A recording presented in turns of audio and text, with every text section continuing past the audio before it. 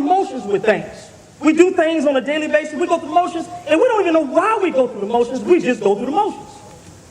A young lady goes to a Thanksgiving dinner, and she's really excited because, her grandmother's going to be there, and she's really excited at the Thanksgiving dinner. So she sits there at the Thanksgiving dinner, and she tells the mother, and she says, Mom, he's setting up everything, and you know how certain Thanksgiving dinners are.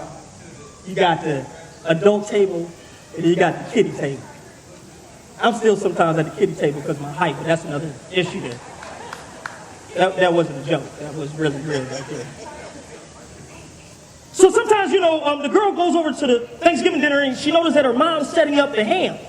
She puts the ham out and says, Mom, why do you cut off the butt of the ham?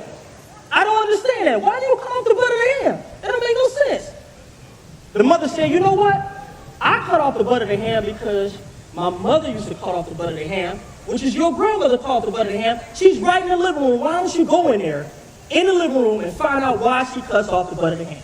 She goes over to her grandmother and says, Grandma, how you doing? Grandma gives her some sugar. And she says, Grandma, why does my mom cut off the butt of the ham? Well, the grandmother says, well, you know what? I cut off the butt of the ham because my mama cut off the butt of the ham. But you know what? You're blessed because your great-grandmother's here. And she's right in there, she's taking a nap. But just, touch her and ask her, why do you cut off the butt of the ham?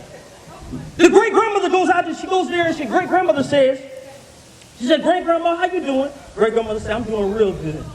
The great-grandma, she said, Great-grandma, why do you cut off the butt of the ham?